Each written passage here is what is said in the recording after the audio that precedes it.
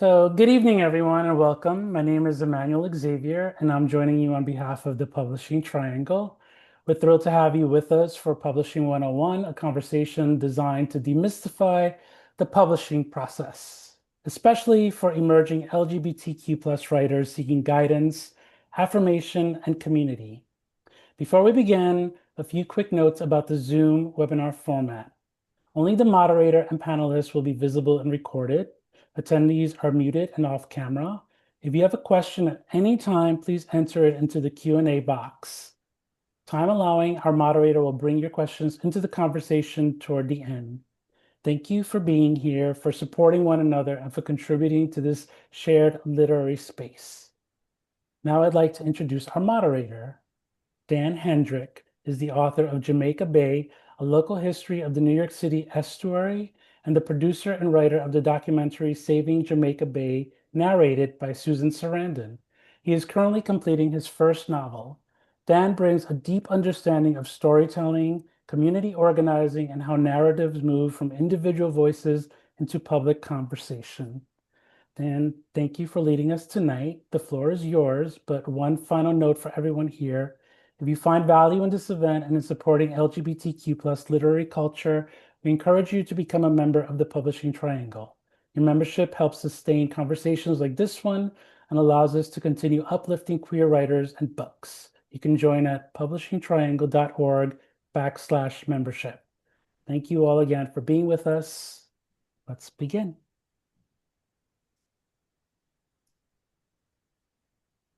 The floor is yours, Dan.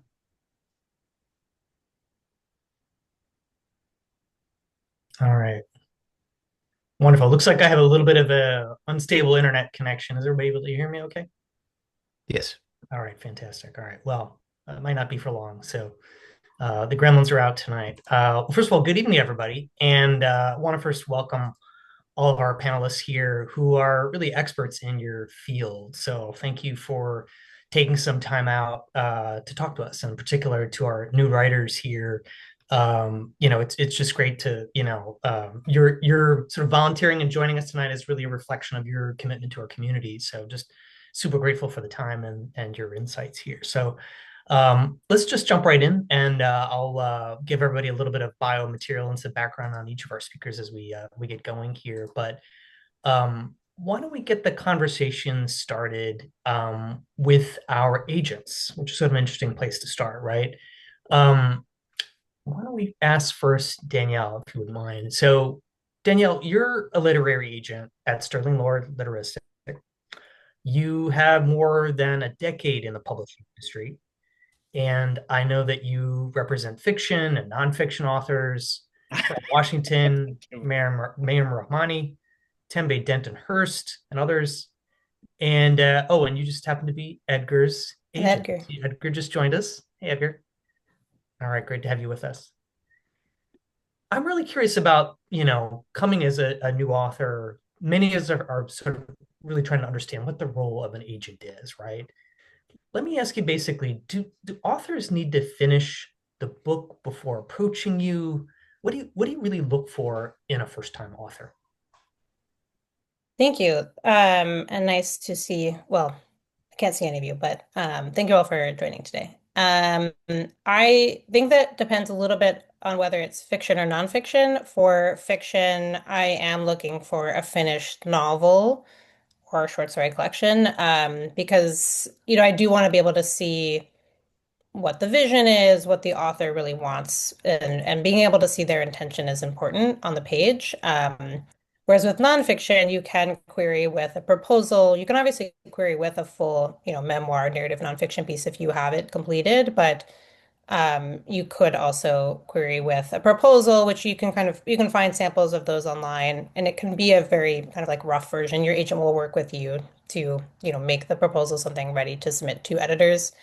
You should think of an agent as your advocate and your champion, your person to go to when you're confused or don't really understand what's happening within the publishing atmosphere. Like, you should feel comfortable going to them with questions that you have, with concerns that you have. And so for first-time authors, especially, I think as an agent, we're looking for someone who is really committed to the craft and committed to the business of publishing, like understands that it is a business and that this is a transaction you're making in a lot of ways, but also to understand that your agent is in your corner and you should feel comfortable being able to go to them with any questions or concerns that you have. Follow up. I mean, I'm sure there's always a tension between thinking about what's maybe good craft and what's marketable, right? So how do you sort of sound that out? I suppose to some extent it depends on the material right in front of you, right? How good the writing is, maybe how unique of a subject, but kind of curious, maybe if you don't see something maybe immediately commercial, but you see something that's a spark there, how do you balance those different interests?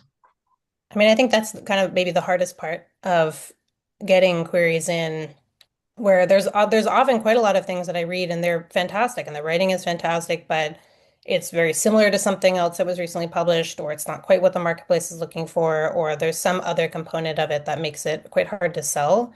I think on the one hand, this can be encouraging to writers in that, if someone is declining for a market reason, it's really not the talent that you have, it is just a time and you know, basically a timing issue and a market issue. But yes, I've definitely, written to writers where I thought, okay, this isn't the idea or this isn't the project. Certainly with, short story writers, I'll say, is there a novel? And, want to keep that discussion going. And I do genuinely keep in touch with writers where, if they don't find representation with the thing that they're sending out at the time, or if I reach out to them and they have something that they're working on, it isn't quite what I think I would be able to sell. I do like to keep in touch with them, and I think many agents do that as well. But I do think that is often the most heartbreaking kind of rejection query from a query to send is this is fantastic, and I just don't think I can make you any money from it. Yeah, sort of reminds you that we're sort of facing some of those like market forces that are well beyond our control, right? Jade, I'd be curious. Let's stay with our agents here. So you're an agent at Francis Golden Literary Agency, and you focus on literary and upmarket fiction, as well as narrative nonfiction. Particularly interested in queer identity, immigrant narratives, and stories rooted in underrepresented communities. And a great client list, including Chris Belcher, Hannah Matthews, Courtney Price. Candidly, it sounds like we should be reading everything that you're taking on these days. And I see you got that great bookshelf behind you. I think you're still in the office there tonight. So thanks for giving us some extra time here in your day. Um, how do how do first time writers connect with you? Like, how do they find you? How do they know that maybe you're the one? Mm. So along with most other agents, we're pretty easy to find. Like my email is just up there on the website. It's public. Uh, and I think that if you, in terms of like, how do you know that I'm the right agent, or how do you know how to find the right agent? One thing, so there are a couple just online, like just online generally, there are a couple like really great resources for finding agents. I think that Poets and Writers has a whole directory. American Association of Literary Agents has a directory. There's even Publishers Marketplace, which you do have to pay for, but that will let you know what deals agents are doing. That has its own directory. Um, so it's really a matter of finding agents from there, or agencies that seem to be working in the genres that you're working in, and then looking at the lists of agents. Oh, manuscript wish list, I will say, is another one that agents use. Um, and really sort of figuring out, okay, based on the books that this agent has represented, based on what they say they want, based on what they say they don't want, is this the right kind of, are they the right kind of agent for you, right? Are they working in the right genre? And that's really important too, right? Because agents, so much of our job is establishing relationships with editors in the genres that we specialize in. So, you can send me a middle grade that could be incredible, but like I'm not going to be able to do anything with that because I don't know any of the editors who work in that space. And that's why the genre fit is really important. I will say for something like manuscript wishlist, agents are often listing things like books they wish they had represented, right? And a lot of times when you are kind of at the query process, you're starting to think about, what genre is my book, but also what books are my books similar to, right, out on the market. And usually you can say something like, okay, if my book really feels similar to like Edgar's book, for example, then maybe it would be good to try Danielle. And if not Danielle, then someone else at the agency who seems like they specialize in a similar genre. So there's a lot of research involved, but I will say that all of this information is like very available online. We obviously try to make our tastes and our sort of niche interests as out there as possible to make it easy for authors to figure out who the right fit for them is. Yep. What do you think, what do you wish writers knew about agents, right? I mean, maybe there's a sort of perception from the outside, but there's a reality here. What's maybe the thing that you have to educate, maybe particularly first-time writers about? Mm. Yeah, it's a good question. And that's for you, Jade, a follow-up question there. Yeah. Um, I think that there is this perception, actually a couple things. First of all, I think there's this perception that an agent is a person who like they're always in New York, they're in this busy office, they wear a suit, they call an editor up, they say, "Give me $1 million," and they can just kind of snap their fingers and make your dreams come true. I think is sometimes the stereotype we run up against. And one thing I want to say is that agents, as Danielle said, we're really kind of just there to be the author's advocate, right?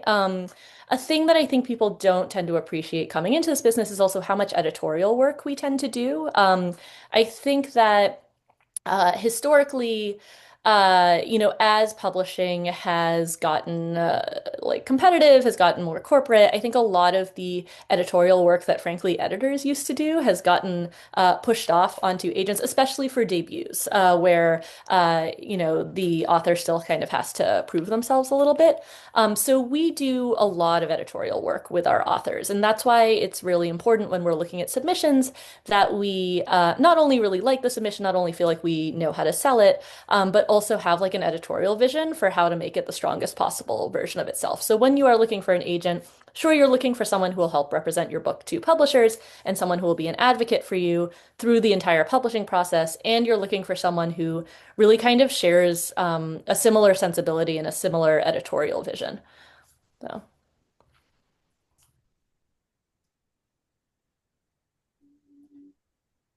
Matters, and that's one real takeaway that I hear from you there. Mo, maybe turning to you, you're an editor at Bloomsbury. You're especially interested in fiction and nonfiction with a literary and transgressive focus, which we love, especially by queer and trans authors. Years of editorial experience in the industry, in addition to Bloomsbury at Norton and FSG. Tell us a little bit about that relationship. You probably have agents calling you all the time, right? And how do you, I don't know, how do you know, kind of, I guess see my question a little bit through the lens of like a first-time writer as they're thinking about like, what agents should I work with? You're sort of on the receiving end of that. If you could shape like the ideal intermediary or give advice to first-time writers about their agents, I'd be curious about that. I think similarly to what Jade was saying, I think having an editorial vision with your agent is really important that you can kind of bring to editorial conversations that you have with editors. I think that coming into the process of like having your book out on submission, being seen by editors, there can be a lot of kind of conflicting feedback or new feedback that you might not be expecting. And I think to have a good relationship with your agent where they can say like, I see this in your book as well. This is a way to bring it in this direction. This isn't. And I think like a lot of that for editors depends on this kind of amorphous thing we call taste, which is like very hard to make sense of or define. And I think another part of it, which is what kind of differentiates editors at different houses, is the relationship of the house to the marketplace. And I think that like for me, having worked at two mid-sized independent publishers, there's a certain kind of book that we do well or book that we kind of feel comfortable publishing, and then there's books that bigger, more commercial publishers do better with and things like that. So I think like going into that process knowing kind of where you want how you want your book to be presented to the marketplace means a lot when you're talking with your agent about sending it to different editors. And yeah, each editor's place at their publishing house can be in its own unique thing. I Yeah, thought yeah. comprehensive. No, that's super helpful. I'd be curious, just to Jade's point about sort of the agent doing a fair amount of editing these days, particularly for, debut writers. Do you find that to be true? I- Just out of curiosity, how much of your day are you spending? The title may be editor. How much are you sort of really editing versus sort of like juggling, right? And sort of like what you spend a typical day doing. It's probably not just like redlining people's manuscripts all day. Yeah, yeah. I mean, I work with a lot of debut writers, and I think that those relationships are the most editorially intense, and that's like the kind of work that I really love doing and find a lot of satisfaction in. And I think for that kind of writing, it's often a writer who's coming from an MFA program or from even like a residency or something like that, and so someone who has a body of work and has talked about it or workshopped it with various people and yeah, my kind of job is to continue that process. And it also might be that a writer comes to you with a first book that um, isn't necessarily the only book that they have working at one time. Um, so yeah, I think like a lot of that editorial work is trying to think of not only this writer's book that you're working on, but what does their career look like, and kind of how do they want their work to be presented beyond this book. And as for how much of my day is spent editing, I wish it was 90%, but it is probably more like 60 to 70%, which I think even saying that wasn't true a year and a half ago. And before I joined Bloomsbury, I was an assistant, and a lot of that work was much more administrative and yeah, it was a lot less editing. And so I'm really lucky now to be in a place where the majority of my day is spent editing, but there could always be more administrative tasks that I wish were off of my plate, things like that. So true for all of us here. And apologies if my internet connection is, I don't know, somehow I'm in the New York City, but I still have some of the lousiest broadband anywhere. Maybe let's stick with sort of your side of the business, but let's shift to Bryan a little bit. And Bryan Borland, great to have you tonight. So you're the publisher of Sibling Ravelry Press, where the tagline is "Disturb and Rapture," which I love. Publish a lot of poetry, and you've helped launch the careers of people like Ocean Vuong, Saeed Jones, who then went on to write novels and memoirs. I hear that your superpower is queer publishing, which I love hearing. What do you advise new writers, right, when they're wondering, like, I don't know, they have an idea, they sort of like, what big five do they belong with you? How do you sort of like triage? Like somebody comes to you, maybe has a conversation about their work, and what makes you say like, hey, I really want to talk to you about that, or maybe that's like belongs over in this category. How do you help new writers think about Yeah, that? sure. And first of all, when you introduced the panel, you said we're experts. I am so not an expert. I am learning every single day, and I learn from every author that I work with. I have the benefit of running a small independent press. And the biggest benefit of that is I don't run it like a business, though it is a business. I run it like a community organization. Poetry saved my life as a kid. Like the poetry that I would find, I'm the kid that would steal books from the library. I would rip pages out of books and put it down into my backpack and sneak out of the library so I could bring this subversive, queer, gay poetry home because I saw myself in that. And so it saved my life. I'm coming to you from Little Rock, Arkansas. I'm the only one here not coming to you from New York. And so when I say that gay books, like queer books, saved my life, I mean it because I didn't see anybody else around me who was like me. So when I started Sibling Rivalry Press back in 2010, I knew I wanted to not be a gatekeeper, but a bridge builder.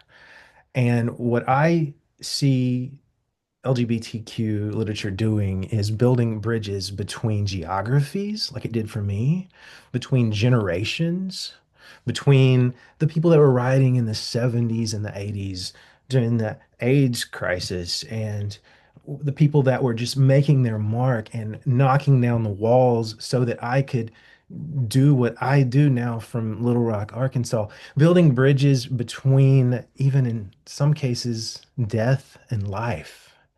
So it's a big deal. And I don't approach this as a business, I approach this as passion.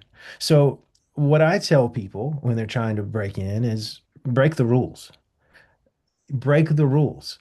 If there's not a place at the table for you, build your own table. If you there's not a door you can get through, just break down the walls. There's a lot of people in the LGBTQ writing community that will help you. It's been a community for me from the very beginning. Authors, you can reach out to them, authors, publishers, the entire LGBTQ independent press scene. They're just an email away.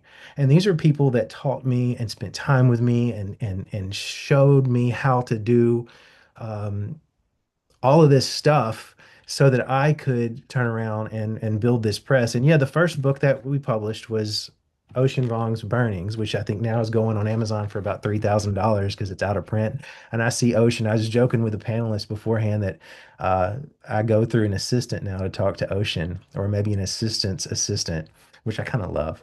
But yeah, it's just I was just looking for ways to really build bridges. And it wasn't about um, sales necessarily. It wasn't about fame. What I look for in a writer that I work with, and we do poetry primarily, but we've also done novels, we've also done photography books, we've done nonfiction. What I look for is a desire to save lives. And so I like to have a conversation with our writers at the start. And I said, what does success look like to you? What do you want this book to do for you? If it's fame and money, a small press might not be the best way to go.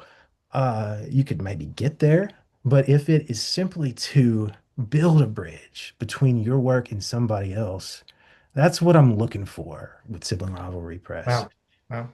That's really inspiring. Yeah. Well, thank you for that. It's love that your doors are open to new creative ideas here. Would ask folks just for anybody attending tonight, if you have questions, feel free to put them in the chat, and we'll try to weave them in through the conversation and maybe leave some room at the end here. I want to circle back first to Actually, Dan, Oh, just yeah. real quick, the Yeah. Q&A isn't working. So Okay. just so you know, it's our first webinar, so of course there's slight issues.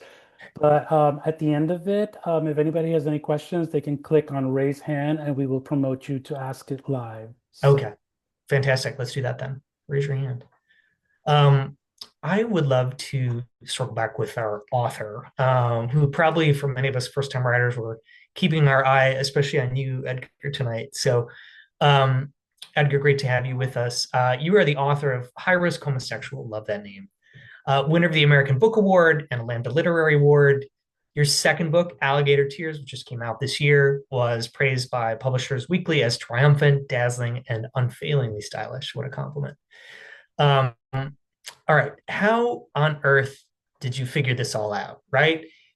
Walk us through the process. What was if you can sort of reverse engineer success here, let's say you've got no special connections. I don't have like a unique story to tell. I'm just someone who has like a nice piece of literature, let's say. How do you get that done? Ooh, okay. Do y'all hear an echo, or is that just me? No, we got it. We hear an echo. Y'all have an echo? Okay. I don't know what to do about that. Should I just keep talking? You have a technical person on the phone. You don't have it on two locations. Hello. Let me double check. Sorry, You might have it on two different things at the same time here.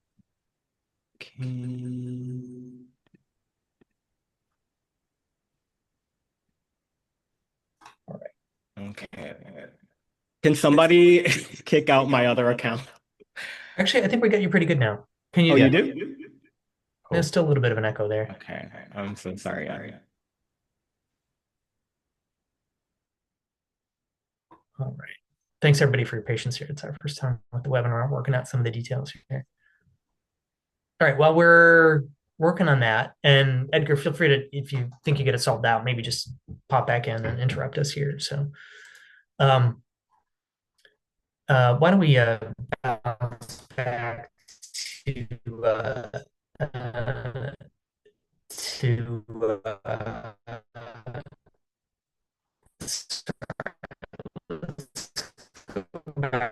Okay, I think I did it. Oh, All any good? better, Okay. Edgar? Okay, I think that sounds great. All Listen, right, high fantastic. risk All right, back to the question behavior. line.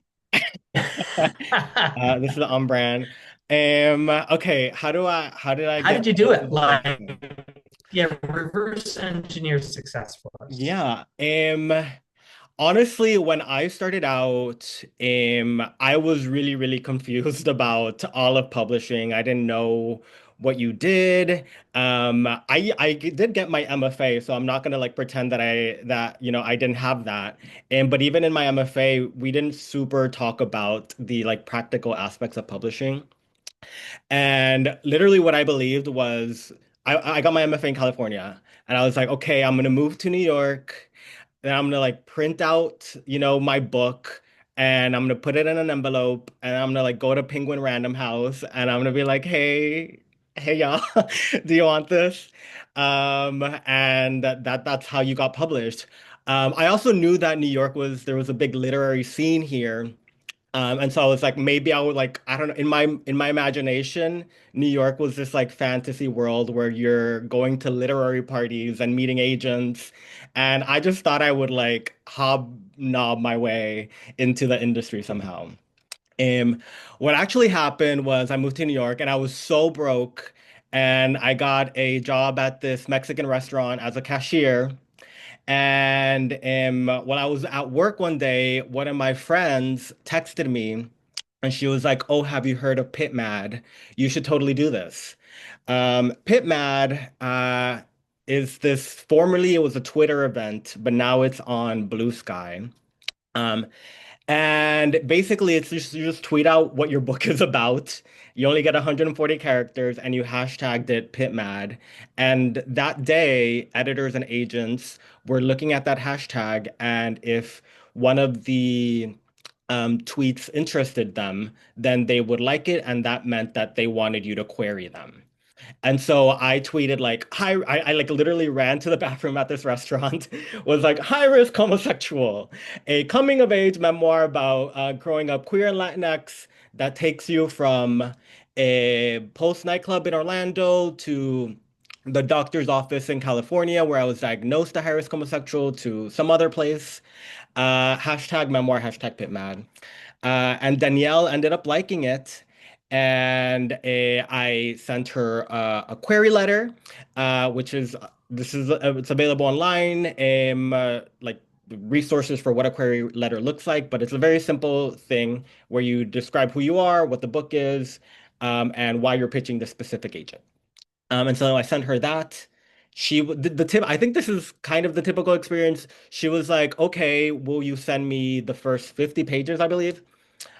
She read that. She was interested in those pages. And then she said, send me the full, meaning send me the whole book. At that point, I hadn't written the full book. I had written like 9 out of 10 chapters. And I think just honesty is the best policy. I told her I have most of it written. I think I'll have it finished in about 2 to 3 months. And she was very cool and patient. And she was like, yeah, once you have the rest, send that to me. Um, we ended up meeting up at a coffee shop. I was super scared and intimidated. Um, I br I remember I brought a copy of Pride and Prejudice, and I was just pretending to read it so that I would look like a writer. And she didn't laugh at me right away. And yeah, we just talked. A couple of agents had expressed their interest, but I was just so excited that Danielle had reached out to me that I was just like, I felt a connection. Through our conversation, I got the feeling that she wasn't, a like a one book agent. She was more of a career agent that was gonna stick around, and would be interested in advocating for other books, not just High-Risk Homosexual. And she just said things that I really appreciated. Like I will never I don't expect you to be writing about trauma. I really love, the humor in your voice. Just things that made me feel like she would be a safe partner to collaborate with. Yeah, yeah. And Mhm. Go ahead. I'll just say that one thing that a professor had told me, and this also influenced my decision to go with Danielle, aside from her like just amazing client roster, at the time she represented Brian Washington and Stephanie Jimenez and a bunch of other writers that I admired. But a professor had told me that a lot of times when we are looking for agents, we think, oh, we want the agent that, it works for the biggest agency and that represents, the biggest writers, Stephen King and John Grisham and all of those huge names. Um, but really, especially if you're a debut, it might interest you to find an agent that works for an established agency, but that is new to agenting and doesn't have this huge client list. Because if you do think about the business side of publishing, that type of agent that represents these like literary titans, they're going to spend most of their time focusing on them. Yeah. And so I was interested in Danielle because she worked for Sterling Lord, which is a really great established agency. She used to do foreign rights there, but was transitioning into agenting. And so she was new to agenting, but still had all of the same connections. And for me, it was a plus because she knew all about foreign rights. And basically, what my professor said is that that type of agent has more of a fire and is going to work a little bit harder for you. And so just to double click on all that. the pieces. Yeah, so just to double click on that. So it's almost finding the agents at sort of a sweet spot where they're ready to like dig in, right? And they're really ready to give you Jade and Danielle, would you agree with that? Is that sort of like you want like an agent who's really hungry? Yeah. Yeah. I mean, I would say like every writer wants something a little different from their agent, right? So it's a matter of kind of figuring out like what do you want out of your agent relationship, right? Like what kind of agent do you want? I mean, I have always advocated for an agent who is building their list and an agent who is not super senior because as Edgar said, like those agents tend to be like very powerful in certain ways, but they're also very busy. So if you want an agent who you know will really like get into the editorial trenches with you and have the time to do that, you are probably better off looking for someone who is hungrier. And again, you want to make sure they're at like a well-established agency that has an actual like reputation. And especially if they're newer, that they have a good kind of team that they can rely on.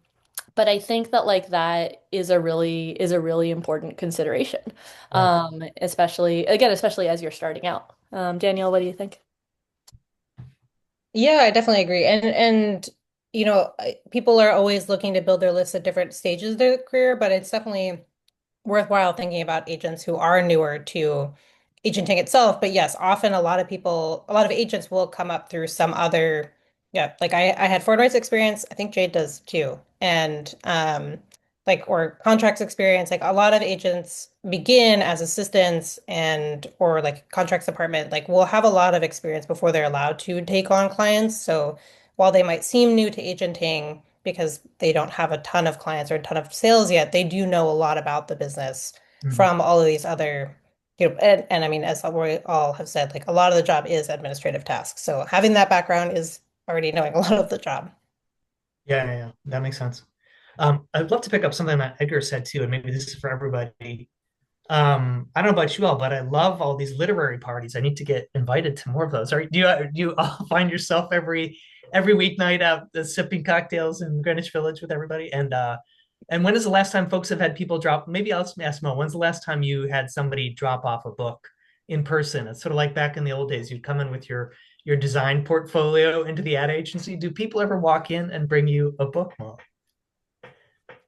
That's never happened for me. But I think part of it is that it's like after the pandemic, we're in the office so little comparatively that the idea of anyone like choosing to come to the office and bring me something in person is like pretty crazy. They have to find you, right? That's the new thing, right? Yeah, they gotta find me. And I think like from what you were saying about like literary parties and things like that, I'll say that like it's both like a thrill to be invited to these and to go to these, but it's also exhausting. And but I think like in the end, I like that's one of the things I love most about publishing is that it's a social industry. And that I think that doesn't only relate to kind of parties and drinks and networking stuff, but also when it comes to like literary scenes in various shapes that they take. Like I think that some of my favorite writers to work with are people who are really generous in their literary communities, whatever that might mean to them. And I think with that comes a lot of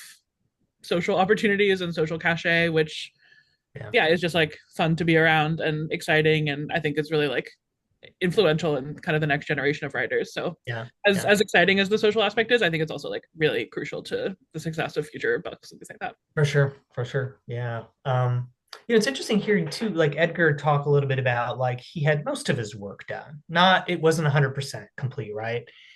I guess I'm sort of wondering what is the right time for people to start engaging you all, right? You sort of want a finished work, or do you, right? Because in some ways, particularly first-time writers, I'll admit we think we know we have the best work ever. My gosh, this is going to be the next, you've talked to hundreds probably of new authors.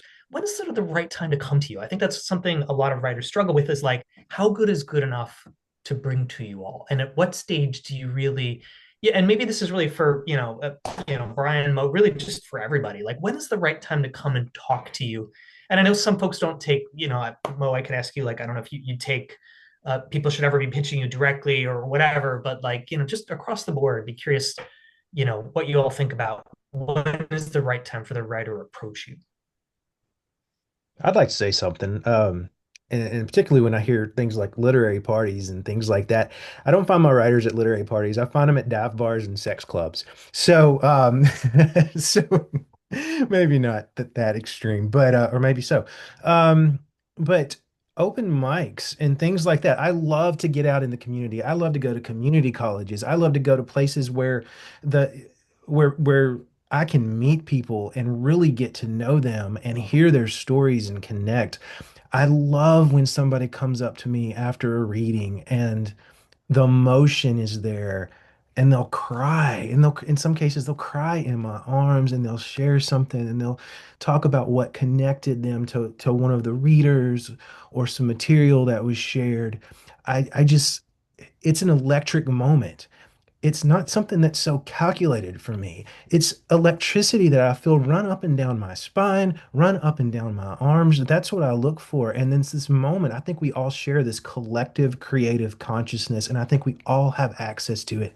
And we can reach up and pull some of that energy down, and we can build a connection that way. I'm a believer in things like that. Yeah. That's what I look for, and I let the moment kind of guide me. So Yeah. I think if a person feels like it's the right time to go up and talk to somebody, do it. What's the worst they can say? No, you know? Yeah. Yeah. So in your case, I mean, you're wide open in a way, right? You might run across inspiration here and someone would say, "Oh, I've been working on something." And Yeah. you might be open to that, right? And say, Yeah, well, so we've had so I mean we'll in the same year we'll publish a brand new author who's doesn't have any credits at all, and then somebody like Carl Phillips who won the Pulitzer Prize for poetry. Mhm. So, I'm open to everything, and that's the fun of it. Yeah. I how about Danielle and Jade? What's the right time to approach you? I think the most important thing to think about before querying an agent is like, do you understand what the vision of the book is to you?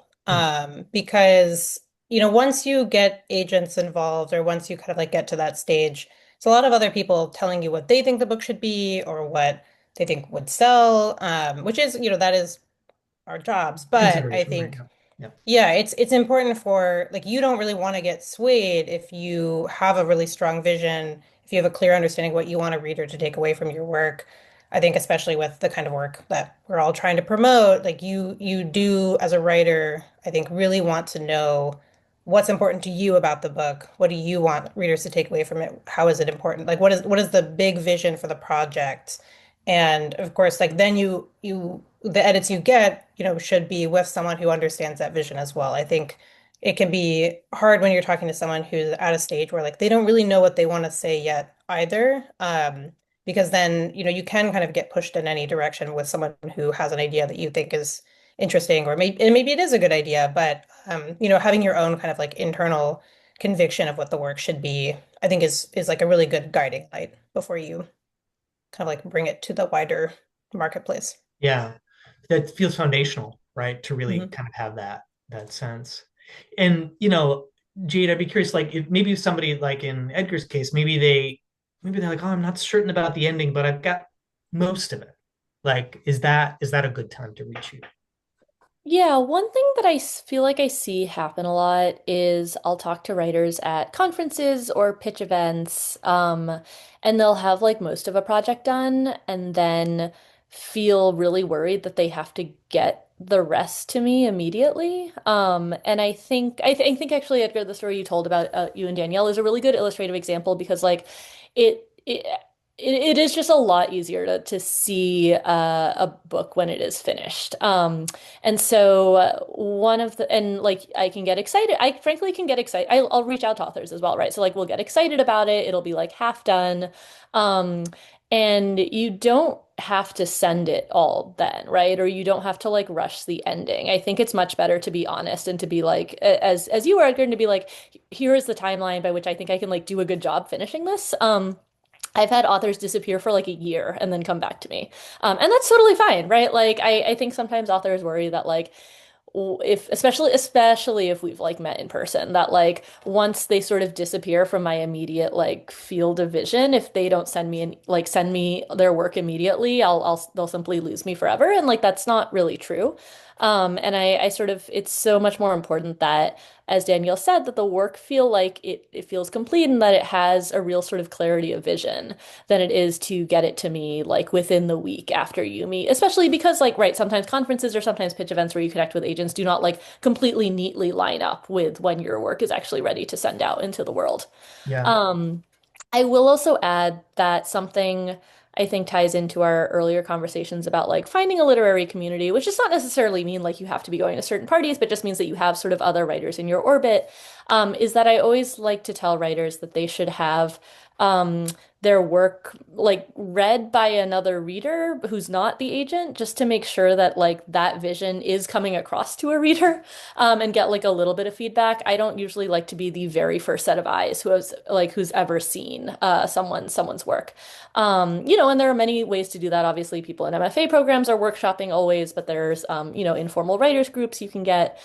Just like having some beta readers on your work, just to get a set, just to sort of, it's much better to if there's something that you kind of know is wrong, to tweak it at that stage than to get all of that feedback from agents who likely aren't going to look at it again if that's the reason they're passing. Yeah, that's helpful. One thing I see a lot in the industry now, from what I can gather, is many folks turn to like editorial services, right? So maybe even before they reach an editor or an agent, they actually pay somebody to read their work. Is that increasingly common? Where do you feel that practice? Does it have a role? Is that helpful? I suppose maybe it's efficient in a way. What do y'all think about that? And curious what maybe Mo, if you want to weigh in on that one. Does that sort of help bring a better product to you at the end of the day? What do you think about that? I do think that it's becoming more common. And I'll say that I think it's becoming more common both for authors who want to get beta reads or get like kind of early edits to a manuscript, and also to younger editors who are just paid so little amounts in publishing that often they're having to rely on these kind of services. I know that I used to.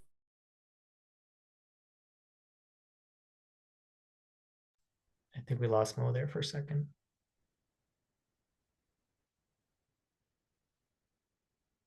Yeah, I think she froze up there. Maybe while Mo comes back in, I don't know if Jade or Danielle, if you want to maybe help. Oh, okay, we lost Mo. Oh, hey, Mo, we got you back. Okay, Oh, sorry. where did I drop off? It just like fully restarted Zoom. I have no idea why. Okay. You were just talking about it becoming more common, and in part because like editors sometimes don't make a lot of money. Oh, I think we lost Mo again. All right. Jade, why don't you? I do think a lot of Danielle, people started independent editorial services because publishing made a lot of cuts and people have, editing is a real skill that a lot of people don't have. And I think a lot of people set up independent shops after corporate restructurings. Yeah. So I do think that's a lot of why we see a lot more independent editorial. Yeah, no, that makes sense. Mo, can you hear us now? Yeah, I think I'm back. Everyone seems to not be frozen anymore. Yeah. Did you hear any of what I said before, or did I? Yeah, and Danielle actually picked a little bit about that, just about, the restructurings having picked up or created an opportunity for people to jump in. And but you think in some cases it does bring a better product to your desk, as it were. Yeah, I think it's always useful to have extra readers and extra editors. And I think I've even had authors who I've worked with who, in like the process of kind of formally editing manuscripts, have like encouraged them to, especially I think like nonfiction writers and academics, like reaching out to peers and other people who've written books and get those extra reads. I never feel like it's too many cooks in the kitchen, really. Like I think it can only be helpful for a writer to know how their book is coming across to a reader. Yeah, that makes sense.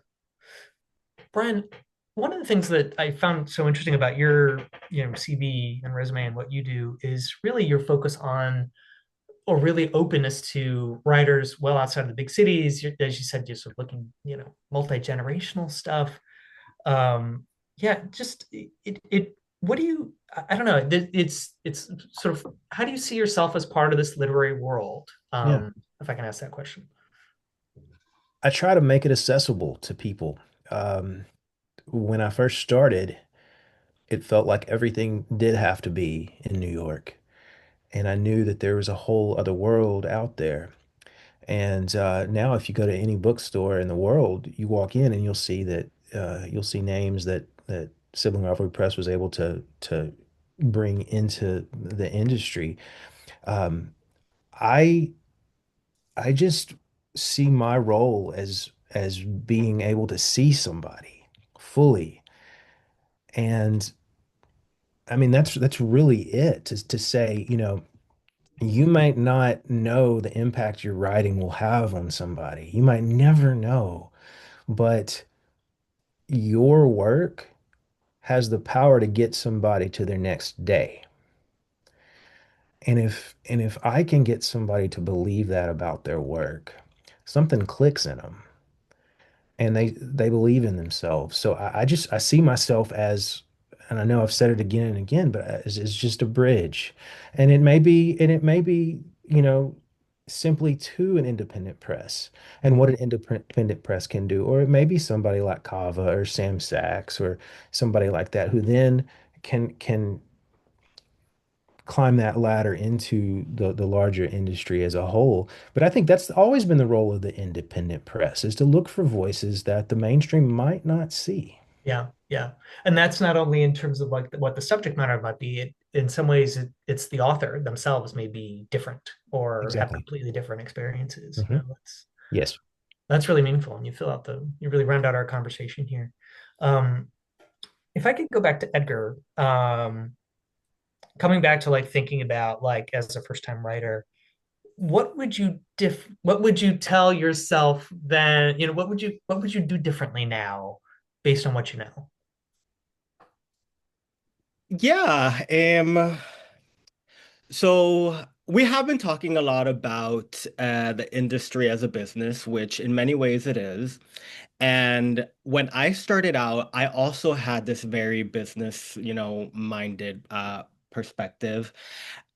Just because straight up, I thought, I publish a book and it's gonna be like my ticket out. In my mind, if you had a book in a bookstore, you were rich and you had no problems and like everything is magically resolved. And so I was very, very determined. I was like, I have to publish a book. That's why I was like, I'm gonna move to New York with no money, work at this restaurant, send out my tweet, do whatever I gotta do, to publish a book. Um, I think with my second book, I was also very just like, I mean, capitalism and being broke and just like, damn, you really need to sell this book to survive, to help yourself and your family. And so for a really long time, I was like in this, capitalism brain. That's not to say that there wasn't anything artful, that I didn't have fun, that it wasn't like a passion of mine, that I didn't feel good doing it, that outside of money, it didn't enrich my life because it still enriched my life in many ways. But I was very focused on publishing. And if I could go back, on one hand, I'm like, I did kind of need to do that. I did need to be extra driven, just because of the way publishing is set up, to gatekeep certain voices, certain perspectives. I did feel like I had to be undeniable. Um, but on the other hand, I kind of, what I would say to my younger self is I wish I could have just slowed down a little bit and enjoyed just the ride, just enjoyed the writing. That's why I don't understand things like AI. The idea is that like, oh, AI is gonna do all our hard work, so then we're gonna have time to do art. But then people are using AI to do their art, and I'm like, at what point are you like, what is your life? And for me, just the process of art making is really fun. Um, Looking back, I have so much nostalgia about like the like late nights that I would spend with my coffee, just like going over a paragraph or like kind of like pitching ideas to my friends and being like, oh, is that interesting? Is that funny? Or just like that moment when you like nail a line and you're like, oof, that's good. All of those just like sweet moments. I wish I could go back and just like linger in them a little bit longer. Yeah. Because publishing, the career side, it is important. And my life has materially changed since I published, but not in this like extreme way that I thought it would. Mm. And yeah, I've just realized that, when it comes to writing, I really want to try to protect it as much as I can, protect that space for myself and pursue projects that feel like a good time, Mm. um, even if it's challenging, because it takes a long time to write. It takes years and years and years and years, and so you want to make sure whatever you're doing, you're getting something from it, and it Yeah. doesn't just have to be money or a book in a bookstore.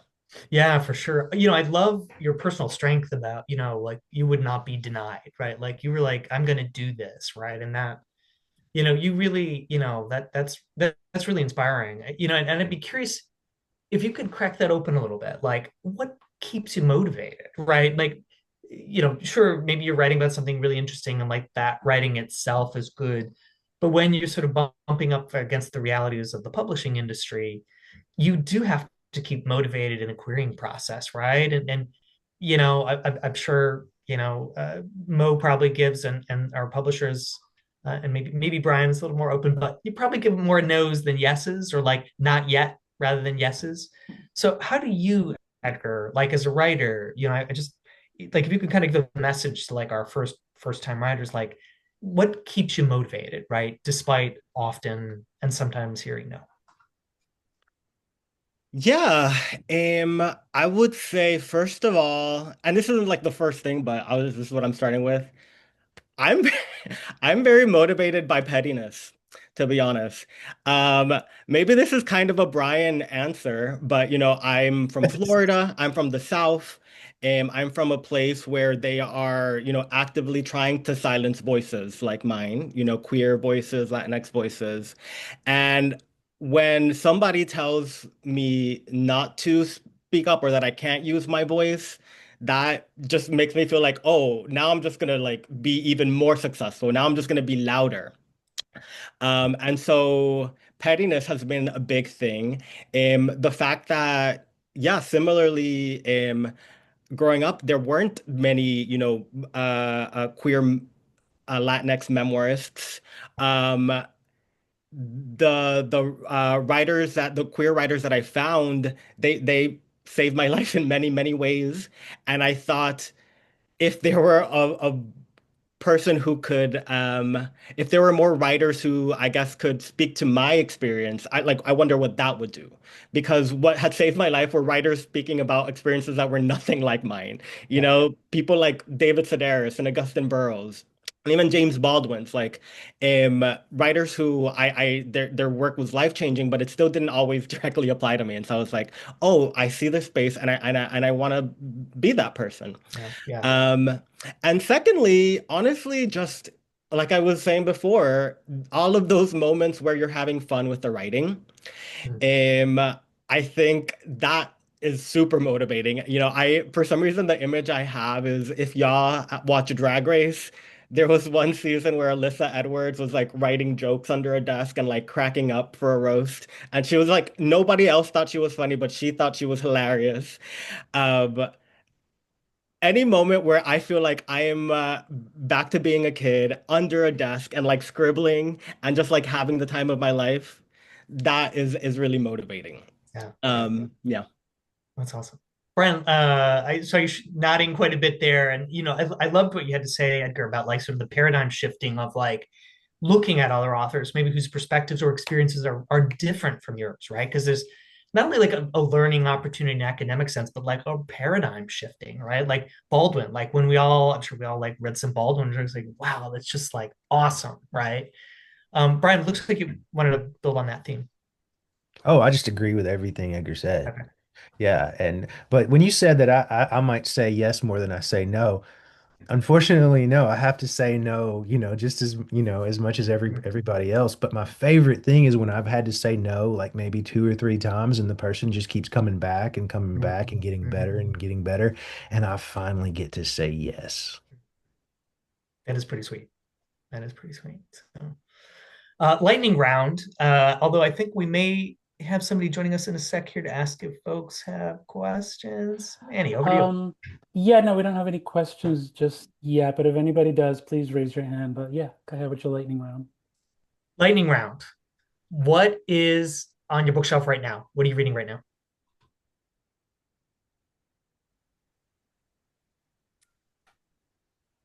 Anybody? I'll go. I'll preface by saying that I tend to read the opposite of what I work on. And so I don't really work on like crime novel adjacent stuff, but I read a lot of crime novels. Oh, cool. And so I'm slowly working my way through Tana French, her entire discography of books. And so I'm reading The Searcher, which so far is not her best, but I'm loving every second. So awesome. Jade, what's on your desk or on your bookstand? I'm nearly done with The Compound, which is that sort of upmarket, kind of slightly dystopian book about like a reality show that's sort of like The Bachelor meets like Lord of the Flies or something. I'm enjoying something that t does a really new like spin on sort of like reality TV and how we consume it, and also does I think like tension and plot quite well. Good stuff. Danielle, what's on your bookshelf right now? I'm excited for a book that's coming out next week, and I think I'm going to go to the author's event. It's by Yasmina Barrera, translated by Christina McSweeney, and it's called The Queen of Swords. I'm a huge fan of her work. She writes like very innovative nonfiction and fiction, kind of like hybrid work often. Cross Stitch was one of the ones I really liked, and so it's not technically on my bookshelf yet because it's not out in the world. But I think it's about her research into a Mexican writer's life, and then also the story of this Mexican writer's life. So excited to pick that up sometime next week. Bryan, how about you? The new issue of our Journal of Gay and Queer Poetry, Asarakis. I love it. Available at siblingrivalrypress.com. The product placement. I love it. But I'm really reading it, and I really do love it. That's awesome. Edgar, how about you? So right now, I'm not reading any books because I'm judging a bunch of grants and contests, but I do want to use this to plug Fog Lifter, which is a queer magazine, Bay Area based, and I'm judging essays for that right now. So I'm just reading a lot of queer stories, and having a blast doing that. And I'm just so grateful that that space exists. And they pay their writers. So if you're a queer person watching this, Fog Lifter, I definitely recommend. Yeah. Okay, that's awesome. All right. I want to pick up something you just said. I had this question ready to go, but you just reminded me. Maybe this is good for like our agents here in terms of like, paying your writers. like what on earth can people expect to sort of get paid, right? And it's going to depend on the market, but like what's is there like a general framework for contract? Like how do you set expectations with your authors of like, all right, this is what, first time author, this is what to expect. Is it so typically like a percentage of sales, or I don't know. Whatever guidance you can give us here would be great from our agents. Actually, Danielle, why don't we start with you? Yes, I mean, advances can vary astronomically. I mean, the standard percentage rate for an agent's commission is 15%, and I don't know of any agents that do more than that. So that's worth keeping in mind. Yes, it can really vary. If you're with a small press, those advances are going to be low, but you can earn royalties. If you're with a big publisher, they're going to outlay some more money. It is kind of, I think worth discussing with an agent before the book goes out. But you know, wild things can happen. Something can get to really high levels because of a lot of interest. Maybe you have just really one really passionate person. At the end, it does only take one really passionate person to get a book through and get it on a shelf. And I guess I like to think to my authors that it's life improvement money, not life-changing money. So you might be able to do something nice with it, and maybe it will, make an immediate, very helpful impact on you, but you will probably still have to keep working some other job. Yeah, Jade, one thing I like to ask authors to keep in mind is that it is unlikely to be quit your job money. The other thing I will usually tell them is that it's anywhere between $0 and like $3 million. So it's a it's range. not, yeah, it's a range. There's just not, there's really no tell, especially for a debut where a publisher does not really have any, they have like no data to base their profit and loss statements off of, right? Like it can be anything. It's entirely vibes. Right. As Danielle said, like one person could be really enthusiastic, or many people could be really enthusiastic and drive each other up, or many people could be enthusiastic, but they all come in at like a certain level. There's no rhyme or reason. And so it's sort of money that I think is like good to, and then of course, like that money also another thing to keep in mind, you get in advance, even if it sounds like a lot of money, it gets divided up into chunks, right? So you get a little bit on signing, a little bit on delivery, a little bit on publication, sometimes a little on paperback publication. That's like at least 3 years. So it never ends up like being quite as much money as you think. And then it's also freelance money, so then the taxes come in. Point being, it is not money that you should rely on for living, I think. But we do the best we can because obviously we believe in the work, and also we as agents would like to get our commission. You get paid too. Yeah, that's important. Exactly. I've been wondering too, in this world of, social media and influencers and all that kind of stuff, just how important it is for folks to have a social media presence, right? Whether it's social media or having published in a lot of magazines or online, what can give authors a leg up? And maybe I'll actually, Jade, while we got you, why don't you, if you wouldn't mind answering that one. Yeah, it depends a little on whether you're doing fiction or nonfiction. I do Mhm. think if there's nonfiction, generally publishers are looking for a little bit of a platform, and that doesn't necessarily mean like straight social media followers. I think in general, too, publishers have learned a little more that like just because you have a lot of followers on Instagram does not mean that those Instagram followers are necessarily going to like spend $30 on your book. Um, but I would say that nonfiction, it's a little more important to have like some sort of platform, again, whether that's a following, whether that's a Substack, whether that's just like deep roots in the thing you're writing about and like connections in that community.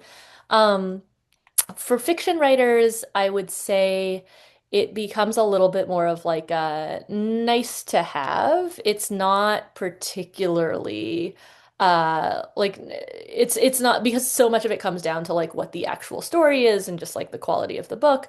Um Again, it is helpful for I think me as an agent to know that you are grounded in some sort of writing community, and I think like that's sometimes what like publications can speak to, less that I'm like, oh wow, you published in this one literary magazine, and more just like, okay, you sort of have been submitting and kind of gone through the publishing process. You probably have some writers you talk to, right? You're like involved in community that way. But it's not particularly like it's not going to kind of make or break. I've never really been like, well, the sample material is terrible, but they published in the Paris Review, so I better request it, that kind of thing. Yeah. That's interesting. So helpful, but not necessarily determinative. So that makes sense. Why don't we do another quick lightning round, maybe with our agents and our editor and publisher. Are you open to submissions right now? And what are you looking for? Maybe Bryan, why don't we start with you? Constantly looking, constantly in dialogue. Can't say yes to everything, of course, but open to people contacting me. Is there anything in particular you're looking for right now? What's on your wish list? I'll just it's just gotta have that electricity. Hmm. It's gotta have that electricity. Yeah. Okay. Less about genre and more about spark. Exactly. All right, good. How about Mo? Yeah, I too am always open for things. I don't typically look at unagented queries, but I will say, and I was going to mention this earlier, that often how I kind of work with newer authors or writers who aren't represented by an agent, who I read like in magazines or newspapers or have seen in like literary magazines, is reach out to them and be like, I love this piece. Have you thought about writing a book? And then if they say, yes, I'd love to write a book, but I have no idea where to start, then I have like in the back of my head different agents that I think would be a good fit. And so I think that's another kind of into the industry is getting those recommendations from someone who's already read your writing and really loves it. And that can immediately or not immediately, but can eventually lead to a book. That's we were talking before this started about Joseph Osmundson, who was the first writer who I signed up when I was an assistant. And I just reached out to him and was like, love your work. Do you want to write a book? And he said yes. And then it was great. That's awesome. And yeah, so I think that like as much as I have my inbox open to agents who are sending me things all the time, I'm also looking at what's being published elsewhere and seeing what else is out there. Yeah. And is there anything in particular you're looking for right now? I try and do pretty even fiction and nonfiction. And on the fiction side, I love working with debut writers, with writers who have a really strong sense of place. I grew up in the country and now live in Brooklyn, and so I'm very interested in like the kind of urban rural divide and what that looks like. And yeah, love to kind of read something about a place I've never been and feel really immersed in it. And then on the nonfiction side, basically anything except prescriptive self-help or like I don't want to completely say no to memoir. Sorry, Edgar. But it's not quite my genre. So anything that's like reported, investigative, historical, that kind of stuff is all fair game for me. Fair game. Okay. How about our agents? Because you're probably like you have sort of some things that you're looking for. Let us maybe Danielle, what are you kind of keeping an eye out for right now?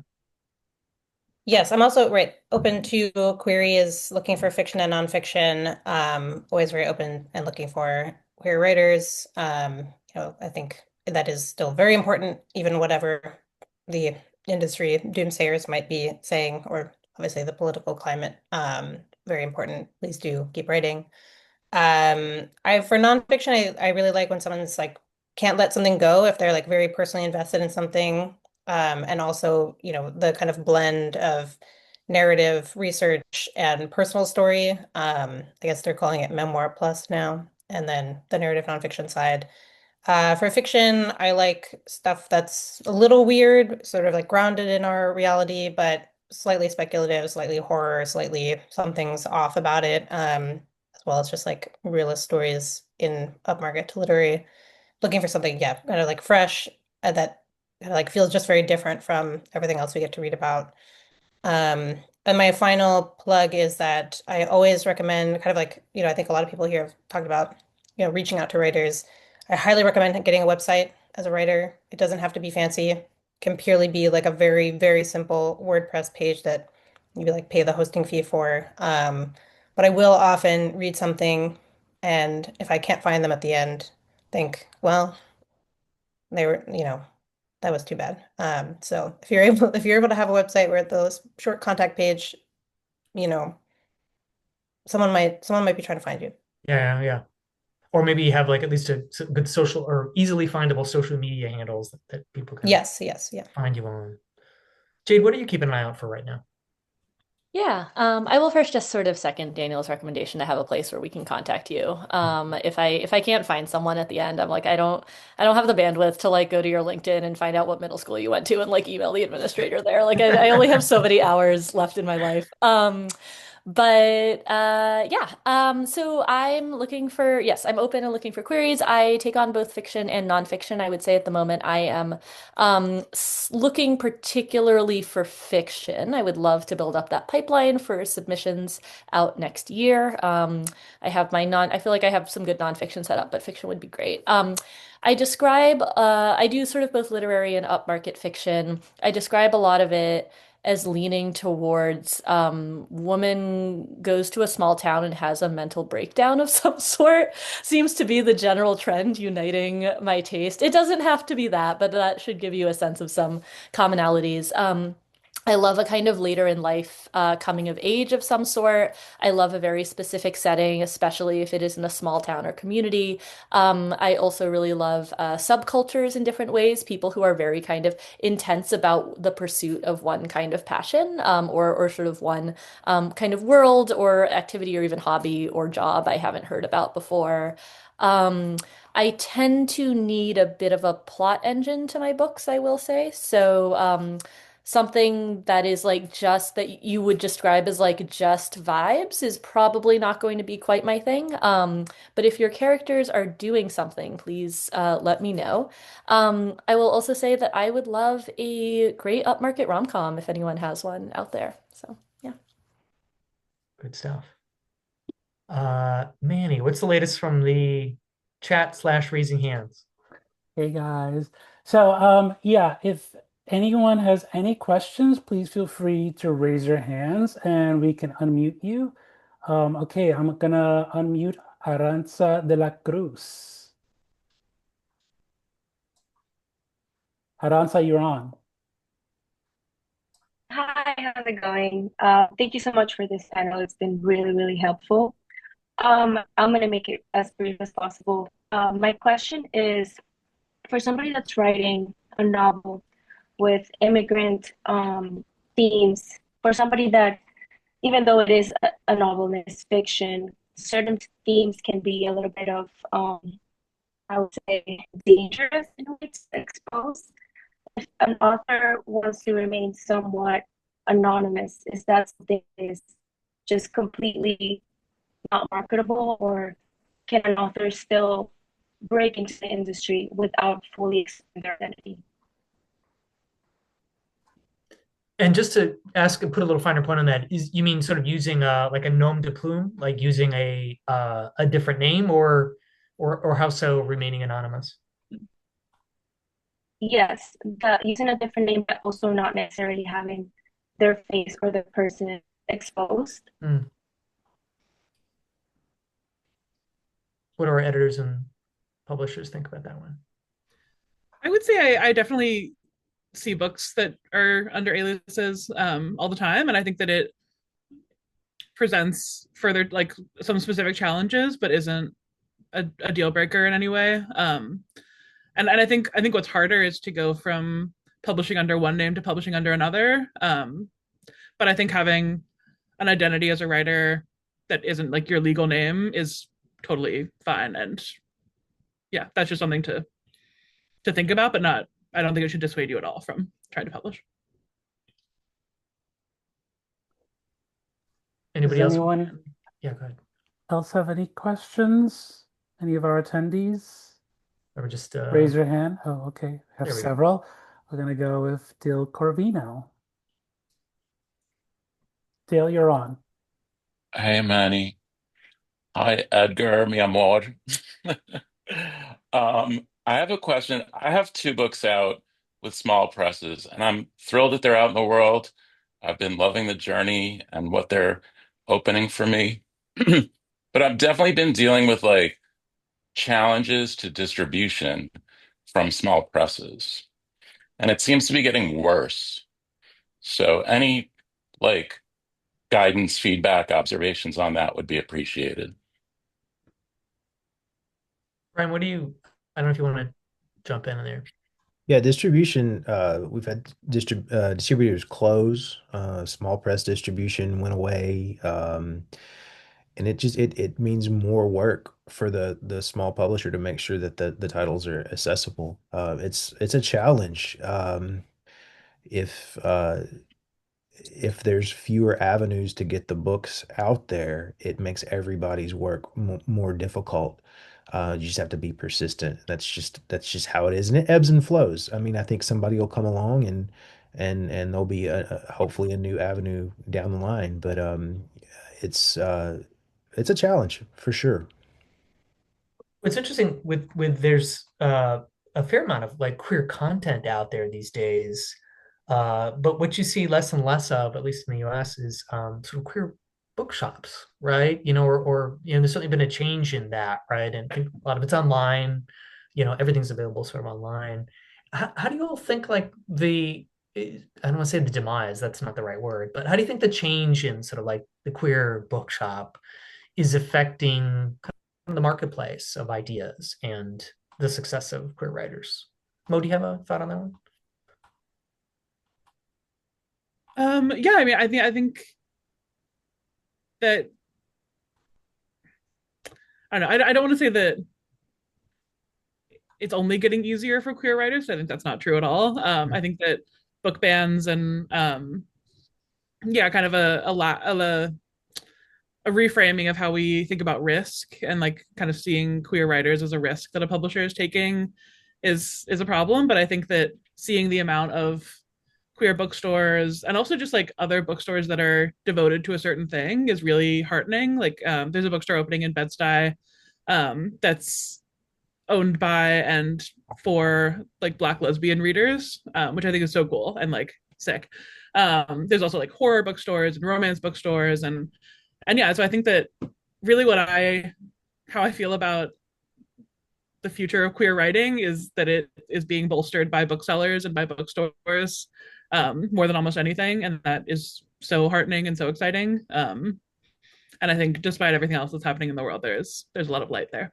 Yeah, some reasons for hope. And let me add on the independent publisher response. It takes that when you mention those booksellers, we have to have individual relationships with those booksellers. And so that's kind of a different thing. As a publisher, I have to know the owner of these bookstores and reach out and have relationships with them. And it's a constant thing. I think we had another question from Michael Wolf. Oh, yes. I'm gonna allow you to talk now. Okay, Michael, you're on. Hey, thanks everybody so much. This has been great, and thanks for staying up for this panel. I Mo talked about kind of her first, acquisition or editorial relationship. I wondered with Jade and Danielle and maybe Bryan, like, how did you build your roster, and your client list, and what did you do in the beginning when you were getting started? Were projects handed off to you? Did you have to just hustle and be savvy? Any tips? Yeah, I think as a young agent, it was, I mean, frankly, continues to be a combination of several things. I am lucky in the sense that I have a very supportive team, and so my very first project was when I was my last agency, but I had an agent who had referred one of their incoming submissions that had come from like a friend of one of their clients, that kind of thing. So referrals certainly helpful in that way. I also did and continue to do a lot of outreach to writers publishing short form fiction, interesting, especially at the beginning. That was like the height of the personal essay. So I was doing a lot of like personal essay outreach. And then just trying to really stay on top of queries, which can be hard to do, but I think like is really important to kind of keep going because I have found clients just straightforwardly through queries quite a bit. That's encouraging. I'd second that too. I mean, I as Edgar mentioned, Twitter was where I connected with a lot of the first people that I signed up, and that is no longer. But someone asked me today, like, "Oh, how you just only have referrals now?" And it's like, no, I mean, I always love referrals, and I love reading those. But a lot of people just, they found my name online and they thought I would like it, and they sent a query letter. It's, those. The query inbox is something we still do consider. We do look through it. And if this is helpful perhaps to people who feel like they're kind of just sending it into a void, I would say at least like 25% of the queries that I ever receive are like really kind of random spam or people just telling me that they're fans of Charles Bukowski, who is not related to me at all. So, the 75% that are serious queries, like we are considering them, we're reading them. It might take us a little bit of time, but we are looking for writers. That's awesome. Manny, I think we might have time for one more question from the team. I have like a closeout question, but I don't know if we have any more questions from.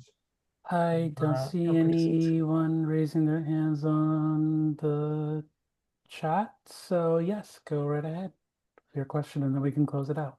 Well, I think it's always good to end on a note of optimism. And so maybe I'll just canvass all our panelists tonight. And if you could give like one, kind of message of hope or inspiration really to first-time writers, our queer and trans writers, what kind of encouraging piece of advice would you give those who are starting out now? And maybe I'll start with Bryan. At a time when books are being banned and censored, just remember when it's difficult like that, that's when art thrives. If you try to erase art, if you try to silence art, it multiplies. And ride that. Use that to fuel you. Okay, well, it's downhill from there. That is a really powerful answer. Edgar, what do you think? Yeah, honestly, the same. Um, I feel like banning our books is just a reminder to me about how powerful our voices are. They wouldn't be banning our books if they thought, we didn't have power with our voices. So whenever you feel that imposter syndrome, whenever you're like, why should I do this? Is anybody gonna care? There are already so many people who care and are actively trying to silence you. And so there are people who care. And there's also all these people in the room here. If you're worried like nobody's gonna care about my queer story, I mean, just like the people in the audience, the people on this panel, there are people who are interested. So as long as you're interested, you can trust that there's going to be people out there who want your book and want to read your story. Amen to that. Yeah. I just got goosebumps as you're talking about that. And it's just so important that our queer stories get told and retold, and every generation keeps telling their stories in this space because, the world can sometimes be cruel. And I think the world wants to sort of like take all your rough edges away from you and make you just like everybody else. And we're not. We're intrinsically different, right? So, and we have to celebrate that for every generation. It'll always be a bit of maybe a fight isn't the right word, but like it'll always be important to tell our stories, right? So, Danielle, what encouraging piece of advice would you have for first-time queer and trans writers? I mean, both of those statements I think were fantastic and beautifully put. Yes, there are people in publishing who are still interested in these stories. Whatever the outside political feelings might be, I do think, a lot of us got into this industry because we wanted to be involved in books that, literally do save people's lives. And, we're still here and we're still looking for those kind of books. And I do think it's worthwhile to keep writing. If your book affects one person's life, I think that's worthwhile. Oh yeah. How about you, Mo? What's your piece of advice? Yeah, I mean, I would echo absolutely everyone. And also say that I think it's really easy to get swept up in the business of publishing, which is something that we've talked a little bit about. And I think I'm as guilty of that as anyone. But at the end of the day, like your artistry is what's really important to me as a person in the publishing industry, like as kind of corporate and as big of an industry as that is. And it can be intimidating, but at the core are like a group of people who really care about literature and the art of writing and the art of telling your story. And you should never feel like that is absent, because it can be squashed down by as many higher ups as possible, but it does still exist, and there are still editors and agents and writers and people all through the industry who really, really care. Yeah, amen to that. All right, I think our final word goes to Jade. Oh God. Okay. How do you top these answers? This is gonna be maybe a bit of a swerve. Bear with me. I represent the estate of the poet Essex Hempel, who was an incredible gay Black writer who sort of built up these just really incredible body of work and sort of really built up community, and then died of AIDS. Was really sort of big through the 80s, 90s. And I think one of the things I've been thinking a lot, sort of in working with that estate, is just sort of the legacy of queer and trans literature. And I think it's easy, especially right now, to think that like there's sort of a huge rollback, or that we're sort of kind of moving back on things. But I think we've honestly seen such a huge surge in queer and trans literature. I mean, it's always been there, obviously. But in thinking of like the recent revival of Essex's work, right? Who's someone who I think was operating sort of firmly in the margins, but just kind of kept writing at that time as much as he could for as long as he could. And to see that work sort of recognized today is sort of a very, just like a really inspiring story of like why you keep going, why you keep kind of writing, even when the immediate payoff, and again, I think we lose that a lot in this business, even if the immediate payoff isn't clear, right? I think it's important to do it because it carries on this legacy and this tradition. Wow. Oh, that's wonderful. Yeah, and it really comes back to the lived experience and the writing and just telling our stories, right? And you want to hear something crazy? Yeah. I'm trying to get I need to get the rights to one of Essex poems, Jade. Okay, you held up the magazine and I was like, I feel that you have emailed me. We'll talk more. This week, I emailed these. Yeah. No, I've seen Isn't the that great? request. I had no I will get idea. back to you. Totally random. It's an incredible magazine. We'll work it out. So. All right, good stuff. All right, we're making deals right here on our session here tonight. Well, this is I just like phenomenal panel here. I just want to say thank you so much. I am inspired. I got goosebumps multiple times during that last couple of questions here. So just for my part, I'm super grateful, Bryan, Danielle, Mo, and Edgar. Manny, I don't know if you want to give us any parting words. I think this will live on as a recording, if I'm not mistaken. Yes, it absolutely will.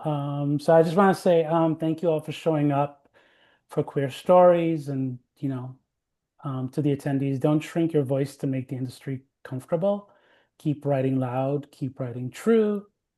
We're still here and we're not going anywhere. So yeah.